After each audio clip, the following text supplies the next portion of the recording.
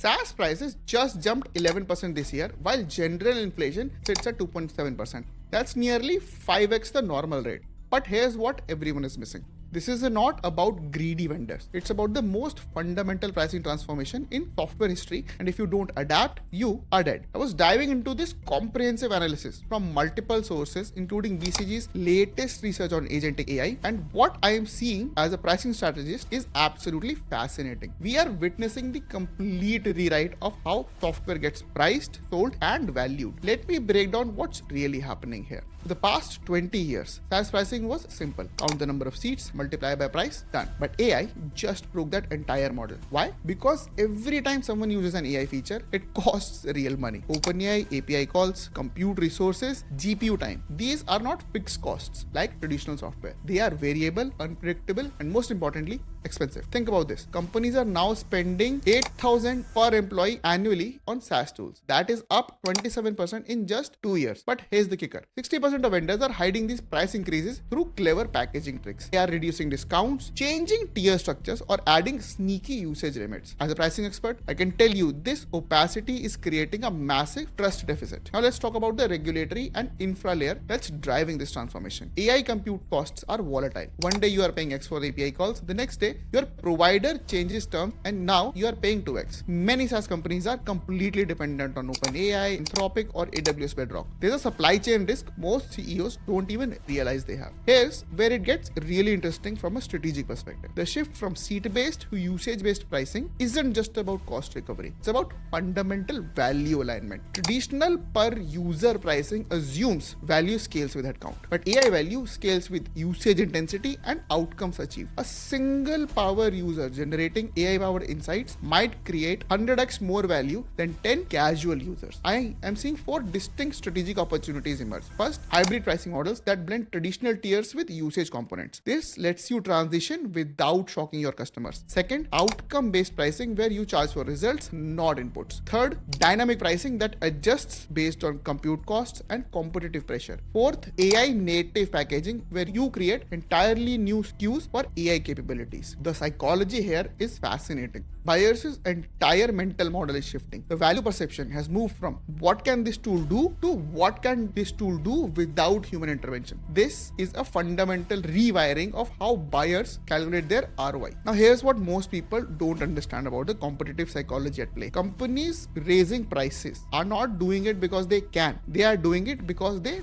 must. Those AI features everyone wants, they are margin killers. I have seen companies launch AI features that actually lose money on every single transaction because they did not model the unit economics correctly. Now, implementation strategy. First, audit your cost drivers immediately. Which features consume API calls? Which users drive 80% of compute costs? You need this data yesterday. Second, design a transition path. Don't flip from seats to usage overnight. Start with AI add-ons, then hybrid tiers, then full usage based. Third, invest in billing infrastructure. You can't do dynamic usage pricing on outdated billing system. Fourth, communicate value, not just price. When prices go up, value communication must go up even more. Here's a critical insight. AI search is changing how buyers discover pricing. Executives increasingly ask ChatGPT to summarize your pricing instead of visiting your website. If your pricing isn't AI parsable, you are invisible. Make sure your pricing is clear, logical, and easily summarized by AI agents. Now, let's talk metrics and measurement. Track not just MRR, but margin per transaction, cost per AI interaction, and value delivered per dollar charge. These new metrics will determine survival in the AI era. Also, monitor pricing elasticity. How much can you increase before churn spikes? The answer might surprise you if you are delivering real AI value. The long-term implications are quite staggering. We are moving from software as a service to outcome as a service. The companies that figure out how to price AI-driven value will dominate. Those still clinging to seat-based models will get disrupted by AI-native competitors who align price with value. If you only remember one thing from this analysis, remember this. AI is not just changing what software does, it is changing the entire economic model of software. The winners will be those who embrace usage-based economics, transparent value communication, and infrastructure flexibility. I'm Akhil from Monetizely. If you are wrestling with AI pricing strategy right now, whether you are trying to add AI features without killing margins or completely rethinking your pricing model, drop a comment below with your specific challenge. I will personally analyze your situation and share strategic recommendations. What AI pricing challenge is keeping you up at night?